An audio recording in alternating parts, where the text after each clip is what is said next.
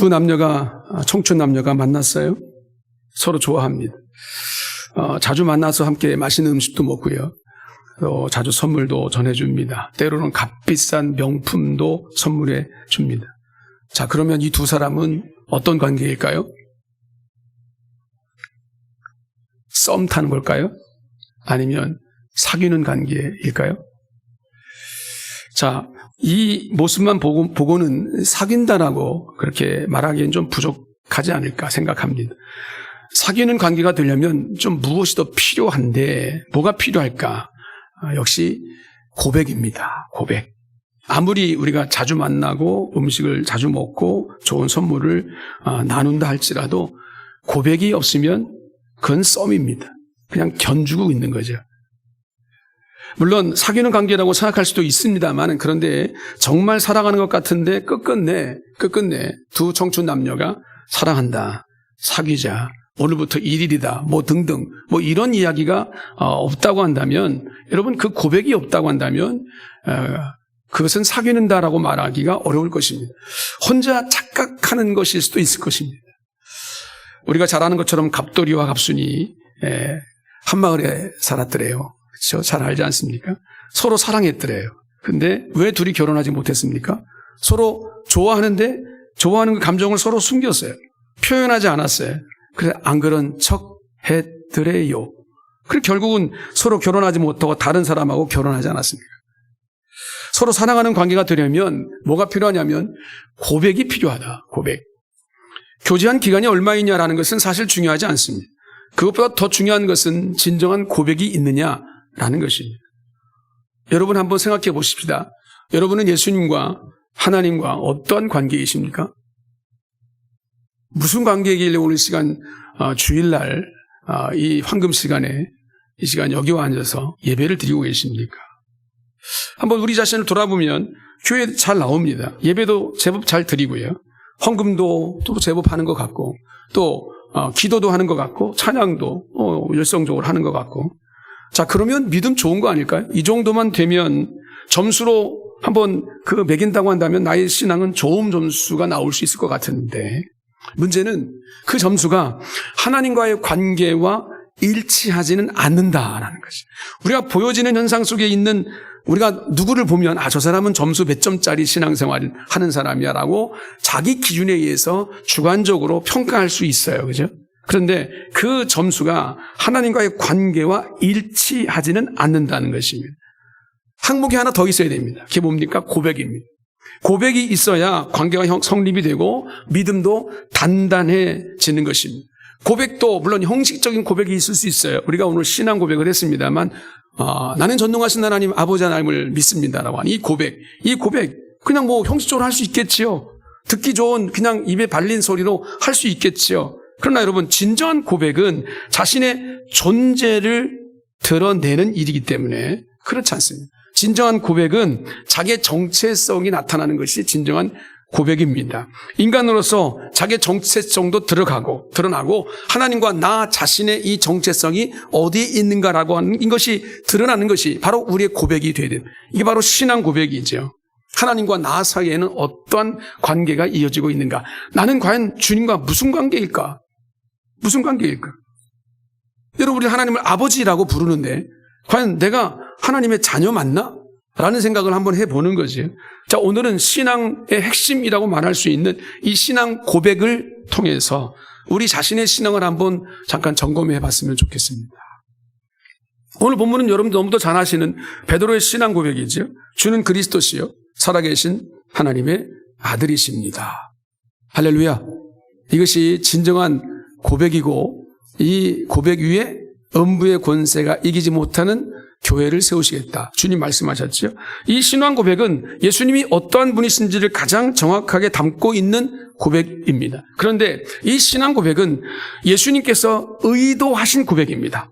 당시 사람들은 예수님께서 정말 하늘로부터 내려오신 메시아인지 아니면 지금까지 메시아 흉내만 내고 사라졌던 많은 가짜 메시아처럼 그런 사람인지 라는 것을 확인하기 위해서 여러 가지로 예수님을 시험하고 있는 것을 우리가 복음서를 통해서 알 수 있습니다. 그래서 바리새인과 서기관들은 예수님이 진짜 메시아인지를 알아보기 위해서 예수님을 하늘로부터 오는 표적을 보여달라고 예수님께 그렇게 간청을 하죠. 하늘로부터 내려오는 표적을 보여주십시오라고 얘기합니다. 당시 랍비들은 지상에서 이 땅에서 연출되어지는 각종 이적들 가운데 사단과 그 수하들에 의해서 능히 이루어지는 이적들이 있다라고 그들은 생각했어요. 그러니까 이루어지는 일들만 가지고 저 사람이 진짜 메시아인지 아닌지를 알 수 없다는 거죠. 그러나 하늘로부터 오는 이적들은 오직 하나님에 의해서만 실현될 수 있다고 그들은 여겨졌습니다. 예를 들면 그런 것입니다. 모세 때 내려졌던 만나 사건. 하늘로부터 만나가 내리는 거예요. 이거는 하늘로부터 오는 것이니까 이거는 뭐 속일 수가 없는 거죠. 여호수아가 기도함에 해와 달이 멈췄던 사건처럼 이런 천지지변이 일어난 이런 어떤 능력이 있는 일들 말이지. 또 엘리야가 갈멜산에서 또한 850대 1의 싸움을 해서 결국 이겼던 그 승리의 초자연적인 하늘에 내린 기적들 말이죠. 이런 것들을 이 바리새인과 서기관들은 예수님께 그런 하늘로부터 오는 이적들을 우리 가운데 보여주세요. 그럼 우리가 믿을게요. 그러면 예수님께서 메시아임을 우리가 믿겠습니다. 하나님께서 보내신 분임을 내가 믿을게요. 이렇게 인정하겠다는 것입니다.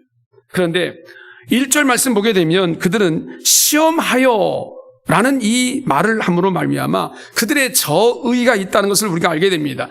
이적의 기적의 유무와 관계없이 어떻든 간에 예수님을 넘어지게 하려는 데 있어서 이들은 초점이 있다는 겁니다.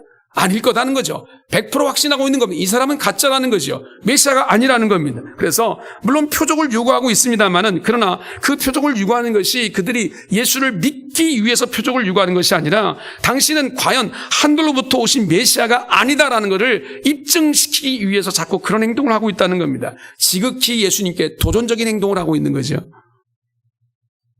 이런 사람들의 의도를 잘 알고 계시는 예수님은 표적을 구하는 바리새인과 서기관들에게 보여줄 표적이 딱 하나밖에 없다. 뭡니까? 요나의 표적밖에는 없다라고 말씀하시죠. 이 말씀은 모든 표적 중에 표적인 당신께서 죽으셨다가 다시 살아날 것을 말씀하시고 있는 것입니다. 즉 요나처럼 3일 동안 죽었다가 살아날 것을 분명하게 암시해 주고 있는 메시지입니다. 이 표적은 가장 확실한 결정적인 표적을 제시하신 것인데 이 표적을 지금 당장 그들의 눈앞에 보여줄 수 있는 것이 아니잖아요. 그죠?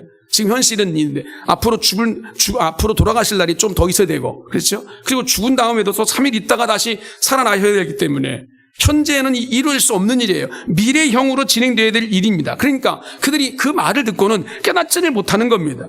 하지만 요나의 표적을 그들 앞에 당장 보여줬다 하더라도 그들은 예수님을 메시아로 나의 구원자로 고백하지 않았을 것이라는 겁니다. 왜냐하면 그들의 목적은 오직 예수님을 시험하기 위한 것이기 때문입니다. 실제로 그들은 예수님께서 얼마 후에 십자가에 달려 돌아가셨다가 다시 살아나셨음에도 불구하고 이를 분명히 경험했음에도 불구하고 그를 부인했습니다. 예수님의 부활을 전하는 제자들을 잡아다가 죽이는 박해를 거행했습니다. 이처럼 당시 이스라엘 백성들과 지도자들은 예수님을 메시아로 보지 않았다는 겁니다. 그러니까 당연히 그들은 예수님께 어떠한 고백도 할 수 없었겠죠. 예수님이 자기와 아무런 상관이 없는 분입니다. 그것은 예수님을 3년 동안이나 따라다녔던 제자들도 마찬가지였습니다. 제자들은 바리새인들처럼 표적을 구하진 않았습니다만 예수님을 메시아로 하나님의 아들로 보지는 못한 것이었습니다. 바리새인과 서기관들의 표적 논쟁을 끝내고 나서 그들이 떠나고 나니까 예수님께서 제자들에게 이렇게 말했습니다. 바리새인과 사두개인들의 누룩을 주의하라. 경계하라. 경고하셨어요.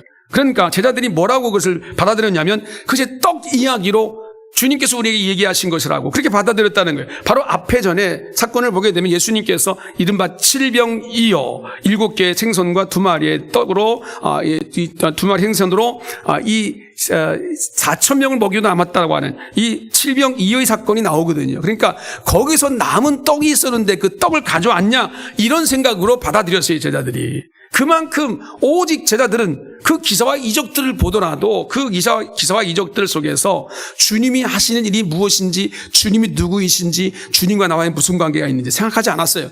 그건 무슨 생각만 했냐면 오직 육신적인 생각만 하고 있었습니다. 제자들은 예수님을 3년씩이나 따라다니면서 예수님께 말씀을 배웠습니다. 기적을 보았습니다. 체험했습니다. 그럼에도 불구하고 예수님에 대한 생각이 전혀 바뀌지 않았어요. 예수님께서 보여주시는 것은 하나님의 나라였습니다.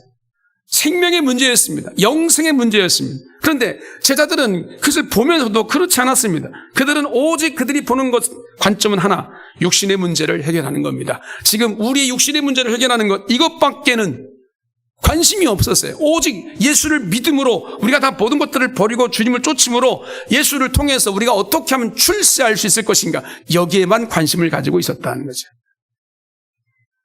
그러니 여러분 한번 생각해 보십시다. 예수님의 입장으로 바라볼 때는 이 제자들을 바라보실 때 얼마나 답답하셨겠어요. 그래서 예수님께서 이런 제자들에게 직접 자신이 누구인지를 물으신 겁니다. 사람들이 나를, 인자를 누구나 하느냐? 사실 이 고백을 유도하는 그 모습이거든요. 그 고백을 유도하고 있는 거예요. 여러분 한번 생각해 보세요. 그 고백, 받고 싶은 고백을 누가 유도합니까? 급한 사람이 유도하죠. 사랑으로 말하면 더 사랑하는 사람이 덜 사랑하는 사람에게 그 사랑 고백을 유도하는 거예요. 전화하고 만나자 그러고 만나면 맛있는 거 사주고 선물도 주면서 뭘 기대하는 겁니까? 상대방이 나를 좋아한다는 거, 나를 사랑한다는 그 말을 좀 듣고 싶은 거예요. 사랑하는 그 사람의 그 마음이 속이 타기 때문에 그 말을 안 하니까 그 말을 듣고 싶은 거예요. 결국은 물어봐요. 당신은 나와 무슨 관계야 도대체? 당신은 나 사랑하기는 해? 이런 얘기를 물어보는 거죠. 여러분, 사람은 너무 좋아하는데 아무 말이 없이 상대방이 반응을 안 하면 저 사람이 나를 사랑하는지, 사랑하면 얼마나 사랑하는지, 여러분 그 고백을 듣고 싶어 하는 거죠. 그 고백을 유도하는 그런 마음이 우리 인간의 심리에 있거든요. 예수님께서 제자들에게 지금 묻는 이 질문이 바로 그런 질문입니다. 예수님은 지금 그런 심정으로 제자들에게 묻고 계시는 겁니다. 예수님은 이 세상을 너무 사랑하셔서 거룩하신 하나님이 육신의, 우리의 지극히 연약한 육신의 몸을 입고 오셔서 이 땅에 오셔서 우리 모든 백성들을 당신의 나라로 들어오게 하시려고, 우리를 구원시켜 주시려고 이 땅에 직접 오셨는데, 그래서 제자들을 세우고 그들을 일꾼 삼아서 하나님의 나라를 아름답게 세우려고 하시는 하나님의 비전을 이루어가고 계신데, 근데 그들은 하나님 나라의 일꾼되기는커녕 아직도 3년 동안이나 주님을 쫓아다니면서도 엄청난 일들을 경험하고 보았음에도 불구하고 아직도 어린아이처럼 먹을 거를 쫓아다니는 거예요. 왜 사탕 안 주냐고, 왜 먹을 거 안 주냐고, 육신적인 것만 가지고 쫓아다니는 거예요. 여러분, 예수님은 제자들이 믿음이 한 단계 더 성숙하기를 원하셨던 겁니다. 그래서 예수님은 제자들에게 너희는 나를 누구라고 생각하느냐? 라고 지금 묻고 있는 겁니다. 그 고백을 유도하신 거죠. 주님밖에 없어요. 주님만 사랑합니다. 내 모든 것들을 다 아낌없이 드리면서 내가 주님을 따라갈 수 있습니다. 내 목숨을 내어놓으면서까지 주님을 사랑합니다. 이 고백이에요. 이 고백을 받고 싶었던 것이지. 예수님께서 제자들의 고백을 유도하신 이유가 있습니다. 그것은 바로 이 고백을 해야 관계가 성립되기 때문입니다. 관계가 있어야 일을 맡기죠. 아무나 일을 맡깁니까? 여러분, 아무나 누군가 뭐 부탁을 합니까? 신뢰하니까 부탁하죠. 그렇죠. 뭔가 관계는 여러분 고백을 통해서 성립이 되는 겁니다. 그래서 A나 B 이 두 사람이 어떤 관계인지는 이 고백을 통해서 신뢰가 쌓이고 그 신뢰가 사랑이 되고 그 사랑이 아름답게 기반이 돼서 뭔가를 이뤄나갈 수 있는 거 아니겠습니까? 예수님께서 제자들을 사랑하셨어요. 그 사랑을 주었어요. 사랑을 못 느끼는 거예요. 사랑을 고백을 안 하는 거죠. 그래서 제자들이 묻는 겁니다. 너희들은 나를 사랑하니? 라고 묻는 겁니다. 제자들 불러서 이들을 일꾼으로 삼아서 하나님의 나라의 아름다운 것들을 이루어 가기를 원하시는 것이 하나님의 뜻이었는데 제자들이 고백을 하지 않는 겁니다. 주님을 사랑한다고 말을 하지 않는 겁니다. 그런데 주님은 이제 머지않아 떠날 때가 가까우셨습니다. 제자들은 전혀 고백할 생각이 아직도 없습니다. 그래서 답답하신 예수님께서 제자들에게 고백하도록 유도하신 사건이 오늘 우리가 읽은 이 본문의 사건입니다. 문제는 고백을 억지로 유도한다고 그 고백이 실제 모습으로, 행동으로, 그리고 능력으로 나타나지는 않는다는 것이죠. 여러분도 한번 경험해 보시지 않습니까? 만나는 사람이 혹은 썸 타는 사람이 있는데 아무런 말이 없어서 답답해서 당신 나 사랑하지? 사랑으로 맞잖아. 아무리 고백을 유도해도 여러분, 그 고백이 가짜일 수 있잖아요. 엉뚱할 수 있잖아요. 진정한 사랑으로 이어지지 않을 수도 있잖아요. 여러분, 그 고백이 진정한 사랑으로 이어지려면 한참이나 시간이 걸릴 수 있거든요. 제자들도 마찬가지입니다. 먼저 예수님은 의도를 가지고 제자들에게 다른 사람들은 그럼 나를 누구라고 생각하느냐라고 먼저 묻죠. 직접 너희들 나 누구라고 생각하니? 라고 묻기보다 그러면 야, 주변의 사람들은 나를 누구라고 생각하느냐라고 그렇게 물어보신 것입니다. 예, 엘리야, 선지자 중 하나라고, 세례 요한이라고 그렇게도 말하기도 합니다. 사람들의 이야기를 제자들이 고백하자. 그러면 너희들은 나를 누구라고 고백하느냐라고 묻는 거지요. 너는 나를 누구라고 생각하느냐. 이 시간 하나님께서 여러분들에게 주시는 메시지이십니다. 너는 나를 누구라고 생각하느냐. 그런데 베드로가 그렇게 고백합니다. 주는 그리스도시요 살아계신 하나님의 아들이십니다. 그리스도, 메시아, 구원자. 당신은 메시아이십니다. 당신은 구원자이십니다. 살아계신 하나님의 아들이십니다. 하나님이십니다. 이 고백을 한 겁니다. 그런데 베드로가 생각보다 너무도 멋진 그런 고백을 한 거죠. 예수님께서 의도하신 질문이긴 했는데 너무도 멋진 대답에 예수님까지도 놀랄 수도 있었어요. 그런데 그 의도된 질문에 대답한 거라고 고백한 이 베드로라고 치더라도 그런 그 고백이 진실된 고백은 아닐 수 있다는 겁니다. 아직도 그 고백대로 행동하는 베드로의 모습을 보지 못하기 때문에 그렇습니다. 아직 수준은 안 되었어요. 그만한 수준이 아직 안 된 거예요. 그런데 예수님께서 고백을 유도하셨기 때문에 그 고백을 하긴 했는데 아직 그 고백대로 따라오는 모습이 이 베드로에게는 나타나지 않습니다. 이런 멋진 고백을 이 베드로가 했음에도 불구하고 물론 성령에 의해서 했습니다마는 그 고백 이후에 여전히 베드로의 모습은 육신적이고 인간적인 생각만 하고 있는 베드로의 모습을 성경을 통해서 우리는 확인하게 됩니다. 그럼에도 예수님은 베드로에게 고백을 원하셨습니다. 이 고백이 베드로의 진짜 고백이 될 것을 주님은 이미 아셨기 때문입니다.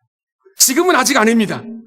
주는 그리스도시요 살아계신 하나님의 아들이십니다라고 하는 이 진정한 고백이 이 베드로의 진짜 고백이 지금은 아니지만 이제 앞으로 진짜 고백이 될 것을 주님은 아셨어요. 이 진실된 고백이 베드로의 삶이 될 것을 주님께서 아셨어요. 그래서 앞으로 베드로가 주님을 위하여 어떠한 고난도 죽음도 두려워하지 않고 하나님의 나라를 위해서 일하는 진짜 일꾼이 될 것을 이미 아셨거든요. 성도 여러분, 제대로 된 고백이 있어야, 마음으로부터 진정한 고백이 있어야 하나님의 일을 할 수 있습니다. 주님과 함께 동행할 수 있습니다.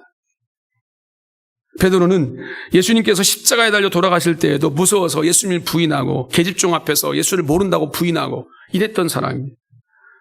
그런데 예수님께서 성령께서 그게 깨닫게 해주셨죠. 깨닫게 해주시니까 베드로가 그런 고백을 했습니다. 주는 그리스도시요 살아계신 하나님의 아들이십니다라는 이 엄청난 메시지가 베드로의 입을 통해 고백된 겁니다. 주는 그리스도이십니다. 살아계신 하나님의 아들이십니다. 나는 이 고백을 했어요. 그 고백을 한 이후에 얼마 지나지 않아 베드로는 정말 그 고백을 전하는 자로 정말 하나님의 진정한 일꾼으로 서는 모습을 보게 됩니다. 베드로는 다른 사도들과 함께 큰 소리로 외칩니다. 주 예수를 믿으라. 그리하면 너와 내 집이 구원을 얻게 될 것이다. 너희가 십자가에 못 박아 죽인 이 예수를 하나님께서 주와 그리스도가 되게 하셨느니라. 우리가 이 일의 증인이니라. 이렇게 선포하지 않습니까? 이런 하나님의 성령에 의해 선포했던 이 베드로의 고백을 듣고 많은 사람들, 성경의 사도행전 4장 4절에 그 자리에서 믿는 자들이 5,000명이나 남자만 5,000명이나 됐다라고 그렇게 말하니. 그러자 여러분 우리가 무슨 일이 벌어집니까? 관리들과 장로들과 서기관들과 문중들 다 모여가지고 예루살렘에 다 모여서 사도들을 가운데 세웁니다. 베드로를 중심으로 한 사도들을 세우고 너희들이 무슨 권세로 누구의 이름으로 이 일을 행하였느냐? 추궁하지 않습니다. 협박하는 거죠. 하지만 베드로는 이렇게 말합니다. 다른 이로서는 구원을 받을 수 없나니 천하 사람 중에 구원을 받을 만한 다른 이름을 우리에게 주신 일이 없습니다 하면서 예수 그리스도의 그 놀라운 십자가 사건과 부활의 사건 그 복음을 증거합니다. 다시 이 지도자들이 종교 지도자들이 베드로와 요한에게 엄포를 합니다. 다시는 너희들이 예수의 이름으로 말하지도 말고 가르치지도 말고 선포하지도 말아라. 그러나 베드로와 요한이 이렇게 말합니다. 하나님 앞에서 너희 말을 듣는 것이 하나님의 말씀을 듣는 것보다 옳은가 판단하라. 우리는 보고 들은 것을 말하지 않을 수 없다. 더 강하게 이야기하고 있는 것을 보게 되죠. 여러분, 육신의 생각만 하고 주님을 따르던 베드로와 제자들이었습니다.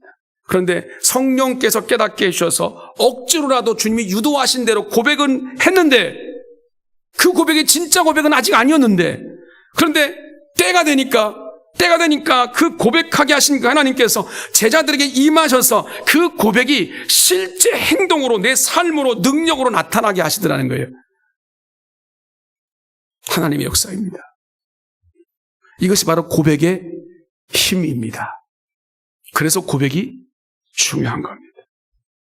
고백을 하면 하나님께서 그 고백이 실제가 되도록 우리 가운데 힘을 주십니다. 지혜를 주십니다. 능력을 주십니다. 그러나 우리는 아직도 연약합니다. 아직도 부족합니다. 아직도 부족하고 연약하기 때문에 나는 안 돼. 나는 못해. 나는 주님을 사랑하지 않아. 나는 주님의 뜻 앞에 순종할 마음이 없어. 이게 아니라 주님, 나는 연약하고 부족하지만 그러나 주님은 나를 사랑하시고 그 사랑을 내가 믿기에 나는 주님, 다른 어떤 것보다 주님을 더 사랑합니다. 내가 아직도 이 세상 모든 것보다 주님을 사랑한다라고 고백하기에 부족하지만 그러나 주님, 내가 주님을 사랑합니다. 그 고백을 주님이 받으시기를 원하신다니까요. 하나님을 향한 우리의 마음을 주님 받으시기를 원하신다니까요.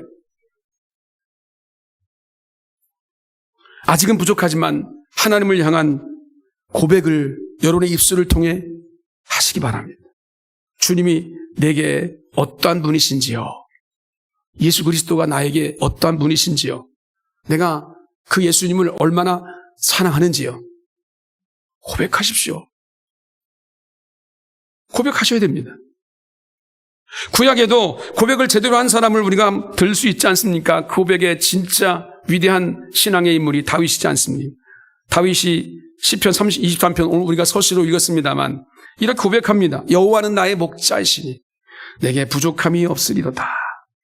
다윗이 여호와를 자신의 목자로 고백한 것은 그는 어렸을 때부터 많은 형들 다 놔두고 자신 혼자 아버지의 양들을 쳤던 경험 때문이죠. 다윗이 양을 칠 때 사자나 곰이 양을 물어가면 따라가서 그 입을 벌려가지고 그 새끼를 건져냈던 경험이 있습니다. 아버지의 양을 물어가면 따라가서 그 모든 것들을 건져냈던 그 경험은 결국 나를 하나님께서 이렇게 건지신, 나를 지키신다. 나는 하나님 아버지의 양이다. 그러므로 나는 부족함이 없다라는 이 고백이 그의 삶을 통해 나타나게 됐던 겁니다. 목자이신 여호와께서 자신을 푸른 풀밭에 누이시고 쉴 만한 물가로 인도하신다고 고백하고 있습니다. 그러므로 사망의 음침한 골짜기로 내가 다닌다 할지라도 해를 두려워하지 않을 것은 주님께서 나와 함께 하십니다. 고백하지 않습니다. 고백하고 있습니다. 이어진 말씀 보십시오. 주께서 다윗 자신과 함께 해주신다는 사실을 더 현실감 있게 우리 가운데 말하고 있는 것이 바로 그것입니다. 주께서 내 원수의 목전에서 상을 차려주시고, 원수의 목전에서, 원수 같은 사람 앞에서 내가 아주 푸짐한 상을 받는다는, 여러분 한번 생각해 보십시오. 내 원수 같은 사람이 내 앞에 있는데 내 앞에 푸짐한 상이 차려져 있어요. 그게 무슨 소용이 있을까요? 그 산의 진미가 그 원수 같은 사람 앞에서 무슨 의미가 있을까요? 여러분, 여기에는 영적인 비밀이 담겨져 있습니다. 여러분, 원수 앞에서 정말 어떻게 좀 해보고 싶은 막 원수 같은 사람, 그런 사람이 있으면 안 되지만 혹시 그런 사람이 내 앞에 있는데 그 사람 앞에서 편히 밥 먹을 수 있나요? 소화가 될까요? 소화가 된다면 여러분 그 사람은 원수가 아닐지 몰라요. 원수는 나보다 약자가 아닐 거예요. 내가 감당할 수 있는 그런 사람이 아닐 수 있습니다. 아마 나보다 훨씬 힘이 세고 갑 중에 갑일 것입니다. 나는 약하디 약한 을 중에 하나일 거고. 그러니까 여러분, 상대가 원수 중에 원수라면 그 앞에서 아무리 푸짐한 상을 차려놓은들 내가 그 상을 내가 받아 먹을 수 있겠냔 말이죠. 그런데 우리가 살아가는 모든 세상을 바라보면 얼마나 강자들이 약자를 괴롭히며 살아가는지 이루 말할 수가 없지요. 다 표현할 수 없지만 전세 사기를 당해서 길바닥에 내 앉은 사람 젊은이들을 바라볼 때마다 참 기가 막히기도 합니다. 대출을 잔뜩 받아가 어렵게 사업을 시작했는데 물건을 잔뜩 주문해 놓고 대금을 주지 않는 악덕업자들이 있을 때 부도가 나버립니다. 그래서 그 사업이 망해버리는 젊은 사업가들이 있을 때 여러분 하늘이 무너지는 거 아니겠습니까? 자식이 성폭력을 당해서 세상을 떠난 그 시신 앞에 서 있는 이 부모의 심정을 한번 생각해 보십시오. 그 원수 같은 사람이 눈앞에 있는 건 그 눈앞에서 내가 밥을 먹을 수 있겠습니까? 밥이 목구멍으로 넘어가겠냔 말이에요. 그런데 그 원수 같은 놈을 만났어요. 그 놈을 봤단 말이에요. 내가 어찌할 수 없는 상태예요. 죽일 수도 없고 살릴 수도 없고 내가 뭐 할 수도 있는 일이 아무것도 없어요. 그런데 하나님께서 갑자기 내 앞에 상을 더 차려주신 상이라는 것은 뭡니까? 내가 먹을 양식이에요. 내게 준 축복이라고, 내게 은혜예요. 감사함으로 받을 수 있는 거예요. 그런데 내 눈앞에 원수가 있는 거예요. 그 원수 앞에 차려진 밥상, 그게 우리 인간적으로 바라볼 때는 한 숟갈도 넘길 수 못할 만한 상황이지만 누가 억지로 또 넘겨줘도 못 먹고 먹어봐야 토할 수밖에 없는 상황이지만 그런데 원수 앞에서 밥을 맛있게 먹을 수 있는 경우가 있습니다. 그것은 바로 나에게 강력한 목자가 있을 때입니다. 상대를 압도할 수 있는 사람, 나의 목자가 있다면, 나의 목자가 나와 함께하고 있다면, 내 앞에 어떤 원수가 내 앞에 다가온다 할지라도, 원수가 시퍼런 칼을 내 목에 겨누고 있다 한다 할지라도, 여러분 강력한 나의 목자가 내 옆에 계시면 여러분 맛있게 밥을 먹을 수 있을 것입니다. 주님은 그것을 우리 가운데 기대하십니다. 내가 너의 목자이니라. 하나님께서 우리의 목자이십니다. 사망의 음침한 골짜기에 매달려 있어도 두려워하지 않고 밥상에 밥을 맛있게 먹을 수 있는 나의 목자이신 하나님이 나와 함께 하시기 때문이다라고 다윗은 고백하고 있는 것입니다. 여러분, 우리가 신앙생활하고 믿음을 가지고 있다고 하는 것은, 주님을 따른다고 하는 것은 다른 것이 아닙니다. 이와 같습니다. 우리가 사는 이 세상의 대부분이 어둠의 세상 주관자들, 악한 사단의 권세 아래 있기 때문에 우리가 하는 일들이 다 그렇습니다. 어찌 그렇게 악한지 모르겠습니다. 어찌 이렇게 실수투성인지 모르겠습니다. 어찌 상처받은 일들이 이렇게 많은지 모르겠습니다. 그러면서 오늘 이 세상을 살아갑니다. 때로는 화가 나죠. 때로는 수치스럽습니다. 때로는 숨 막힐 일이 많습니다. 떨리고 절망스러울 때까지도 있습니다. 내가 이 세상을 도저히 살 수 없을 것 같다라는 무기력한 상황이 우리를 지배할 때도 있습니다. 바로 그때 내 입을 통해서 누구를 고백하느냐는 주님께서 묻고 계시는 거예요. 그때 너에게 나는 누구냐는 겁니다. 너와 내가 무슨 관계가 있냐라고 주님 묻고 계십니다. 평안할 때는 잘 모릅니다. 아무 일 없을 때는 모른다고요. 이렇게 할렐루야 아멘도 하고 여러분 예배 드릴 때 찬양도 하고 얼마든지 감사도 할 수 있고 기뻐할 수도 있고 예배할 수도 있고 그래요. 여러분 한번 생각해 보시죠. 여러분 내가 정말 극심한 고난 가운데 있을 때 원수 같은 놈이 나를 완전 억압하고 나를 압제하고 꼼짝달싹 못하고 나를 망하게 만들고 절망스럽게 만드는 그런 상황에 놓여져 있을 때 그때 과연 주님이 나와 무슨 관계가 있는지, 바로 그때가 하나님과 나와의 관계가 드러날 때입니다. 그런 순간에 이 고백이 있기를 주님께서 우리에게 기대하십니다. 주는 그리스도이시오 살아계신 하나님의 아들이십니다. 여호와 하나님은 나의 목자이십니다. 그러므로 내게 부족함이 없습니다. 여러분의 삶의 위기의 순간이 있을 수 있습니다. 매 순간이 위기일 수 있죠.